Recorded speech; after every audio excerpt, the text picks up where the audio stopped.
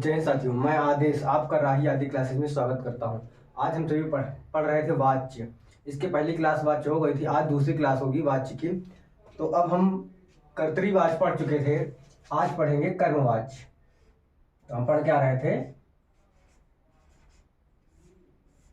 वाच्य। वाच्य में आज हम दूसरा पढ़ेंगे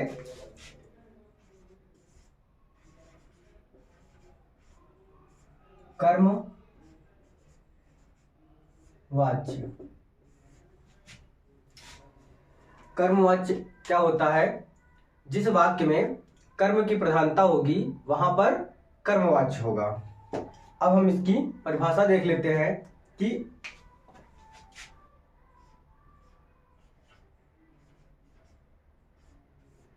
जिस वाक्य में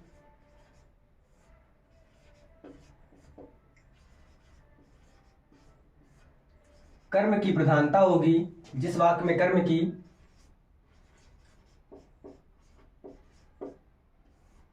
प्रधानता होगी वहां पर कर्मवाच्य होगा। वहां पर कर्मवाच्य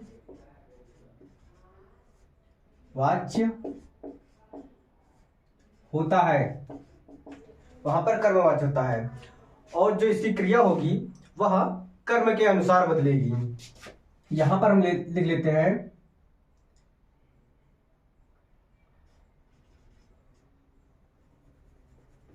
कि क्रिया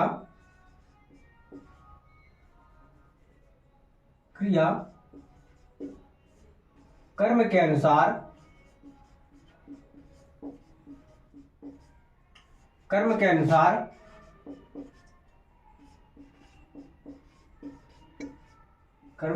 परिवर्तित, कर्म के अनुसार जो है वह परिवर्तित होगी। और इसमें जो क्रिया होगी वह सकर्मक होगी। इसमें लिखते हैं कि क्रिया सदैव या हमेशा क्रिया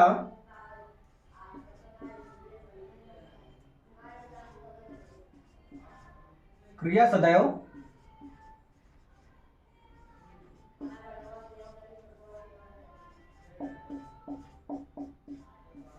जो क्रिया होगी इसकी सदैव सकर्मक होगी। और इसमें क्या पहचान होगी कि काम किसी के द्वारा किया जाएगा, यानी इसमें के द्वारा जो है वो शब्द में आएगा। और अगर जहां पर कुछ जगह पर नहीं भी आएगा, अगर हम देखें तो से या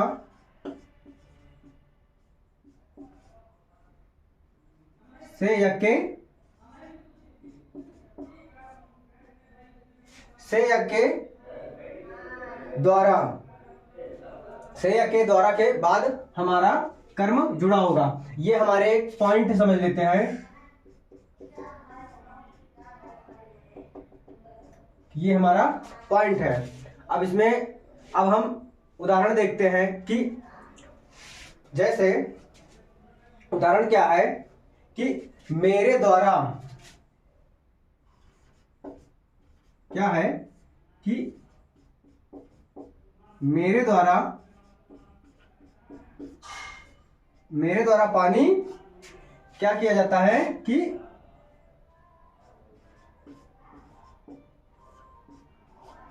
पिया जाता है।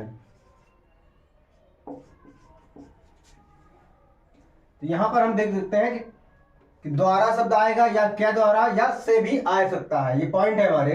और क्रिया जो है हमेशा सकर्मक होगी, यानी पीना, यानी क्या पिया जाता है।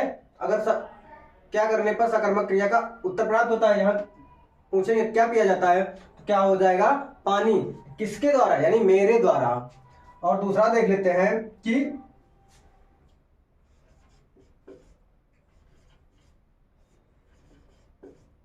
मोनू के द्वारा पत्र लिखा जाता है। मोनू के द्वारा, यहां पर भी के द्वारा आया, यहां द्वारा आया, तो के द्वारा पत्र लिखा जाता है, यानी किसी न किसी के द्वारा।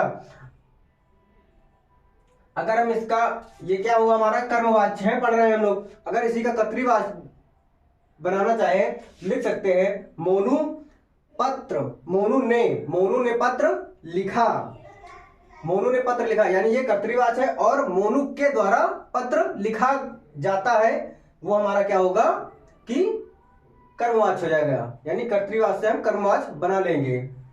और इसका दूसरा उदाहरण देख देते हैं कि दादी के द्वारा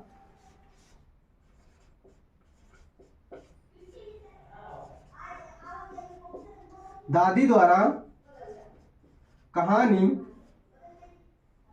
दादी द्वारा कहानी सुनाई गई,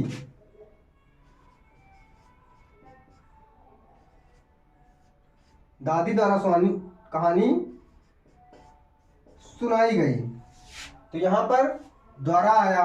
अगर हम कुछ और देख लेते हैं जिसमें द्वारा नहीं आएगा, यानी कर्म की प्रधानता होगी, यानी कर्ता नहीं इसमें भी होगा, लेकिन कर्म जरूर होगा, लेकिन उसके साथ साथ हमें पता चलेगा कि ये कर्म की इसमें प्रधानता है। अब दूसरा देख लेते हैं, जैसे यहां से देखेंगे अगला उदाहरण, आम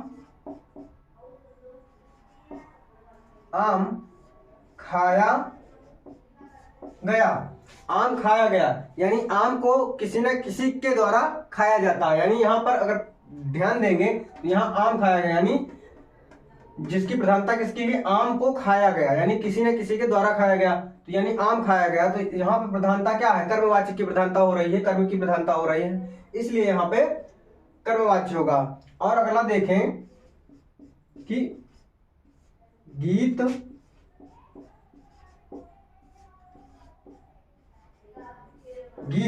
गाया गया, यहां पर क्या है, गीत कर्मवाच्य है, और गाया गया यानी गीत को किसी न किसी के द्वारा ही गाया जाता है, तो गीत गाया गया यहां पर क्या है, कर्म की प्रधानता है।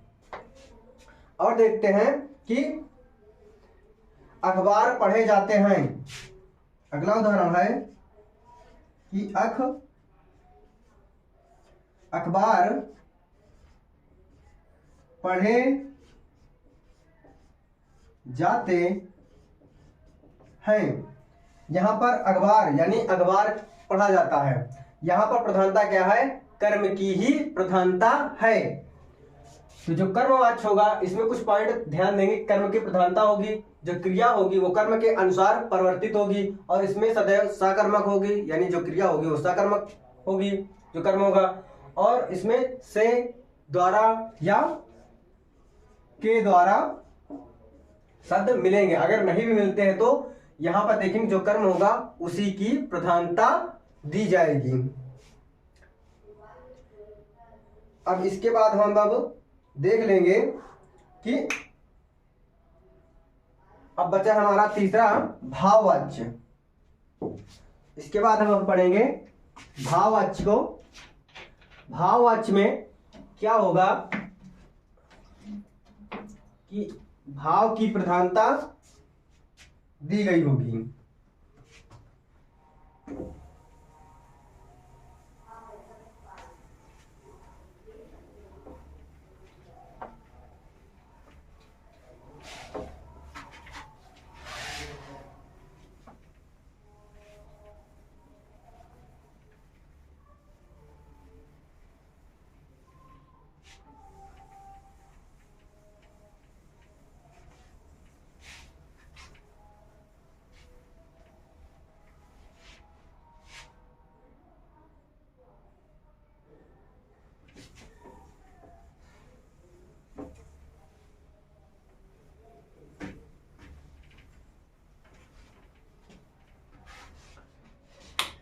जो वाच्य होते हैं तीन प्रकार के होते हैं, कर्तृवाच्य, कर्मवाच्य और तीसरा भाववाच्य। हमने भी कल की क्लास में कर्तृवाच्य पढ़ा, आज कर्मवाच्य पढ़े हैं। अब इसके बाद हम पढ़ेंगे भाववाच्य, तीसरा और लास्ट।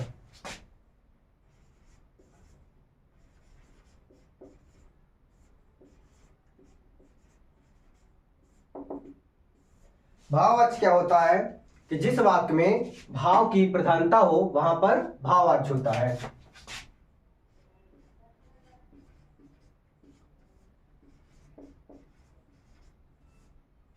जिस वाक्य में भाव की प्रधानता हो, भाव की प्रधानता हो, वहां पर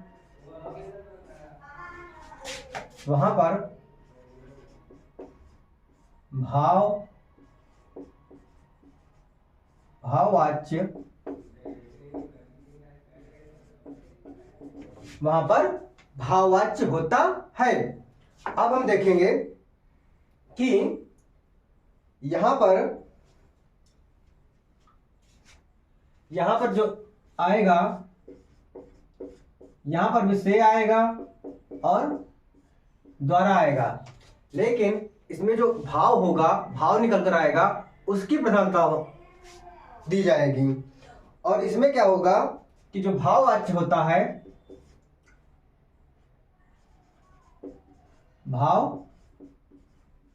भाववाच्य क्या होगा कि हमेशा क्या होगा, आकर्मक होगा। भाववाच्य हमेशा आकर्मक होगा। अब हम ध्यान देते हैं कि जो कर्तृवाच्य था वह सकर्मक और आकर्मक दोनों होता था, और जब कर्मवाच्य पढ़े तो उसमें सकर्मक होता था। अब हम पढ़ रहे हैं भाववाच्य, भाववाच्य में हमेशा आकर्मक होगा, इतना ध्यान देंगे हम लोग। और अब इसके बाद हम देख लेते हैं इसका उदाहरण कि मोनू के द्वारा, यानी कोई नाम ले लेते हैं,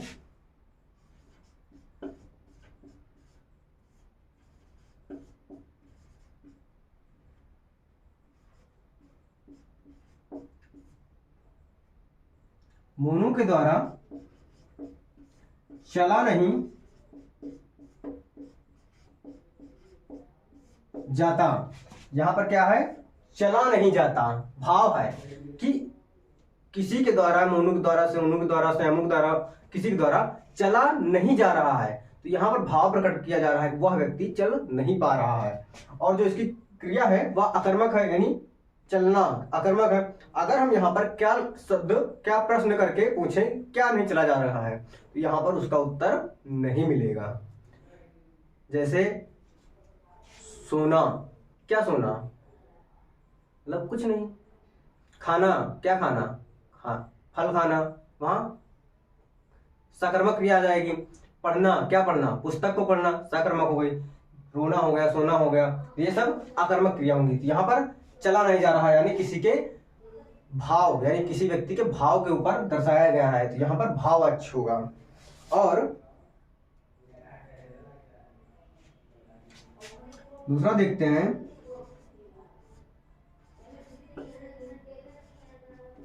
रामू के द्वारा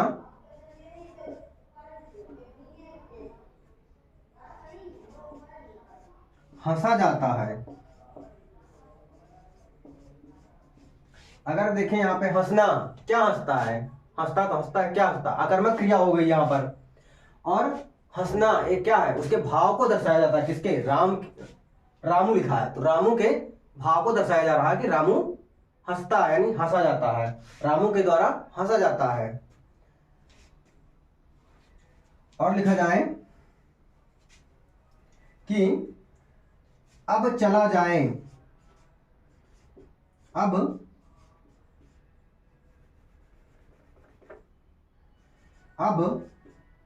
चला जाए। चलना जो है अकर्मक है, चला जाए, चलना भाव को ही दर्शाया जाता है कि अब यहां से चला जाए, अब चला जाए। और दूसरा देखते हैं कि धूप में चला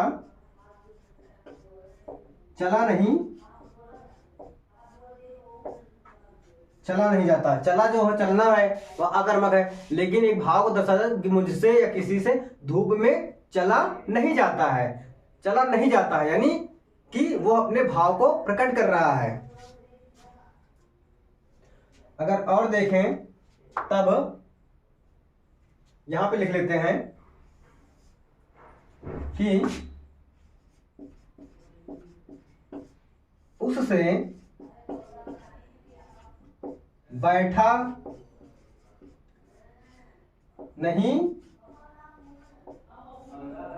जाता, ठा है, उससे बैठा नहीं जाता, यानी उसके भी भाव को प्रदर्शित किया जा रहा है कि उससे बैठा नहीं जा रहा है। तो यहां पर भाव वाच्य की प्रधानता है। तो ये हमारा वाच्य जो है वो आज समाप्त होता है। हम लोगों ने पढ़ लिया है कि कर्तृवाच्य क्या होता है, कर्मवाच्य क्या होता है और भाववाच्य क्या होता है। अगर हम और भी लिखना चाहें तो किसी के द्वारा खाया नहीं जाता है, अगर हम नाम लिख देते हैं, चलो ठीक है,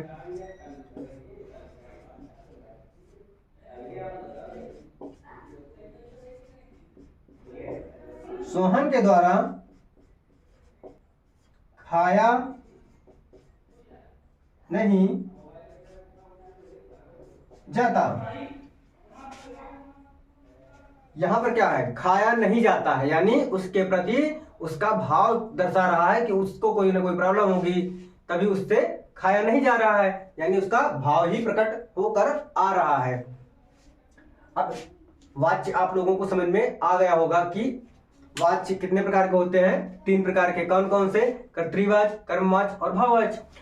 कर्तृवाच्य क्या होता है कि वहां कर्ता की प्रधानता होगी और कर्ता उसमें ने भी आएगा, परसर या चिन्ह कह सकते हैं। वहां पर क्या होगी, क्रिया सकर्मक और अकर्मक होगी, क्रिया का परिवर्तन कर्ता के अनुसार होगा। जैसे कर्ता बहुवचन होगा तो क्रिया भी बहुवचन हो जाएगी। और जब कर्मवाच्य हम लोगों ने पढ़ा तो कर्मवाच्य में कर्म की प्रधानता होगी और उसमें हमेशा सकर्मक क्रिया आएगी और से या के द्वारा या द्वारा शब्द आएगा। भाववाच्य में भी भाव की प्रधानता होगी और से या द्वारा आएगा। यहाँ पर हमेशा जो क्रिया होगी वह आकर्मक होगी और भाव को ही प्रदर्शित किया जाएगा। तो ये हमारे वाच्य 3 प्रकार के आज समाप्त हो गए। अब अगली क्लास आपकी हिंदी में कल होगी। आप सभी सारी क्लासेस को देख लीजिए, चाहे वो हिंदी यूपी से पूछी जाए, चाहे लोअर पूछा जाए, या सीआरपीएफ या कहीं भी लेखपाल हो गया, यूपी 666 जो भी एग्जाम निकले, या आप सीटेट होने वाला है। ग्रामर का पोर्शन सीटेट में ध्यान दीजिएगा, सीटेट में जो ग्रामर का पोर्शन होगा वो यहाँ पर कंप्लीट होगा और बाकी जो शिक्षण शास्त्र होता है वो नहीं होगा। तो आप सभी इस क्लास को लाइक कीजिए और धीरे धीरे इस परिवार को, लोगों को जोड़ते रहिए ताकि इसका भी ग्रोथ हो सके। बस आज की क्लास को यहीं समाप्त करते हैं। धन्यवाद।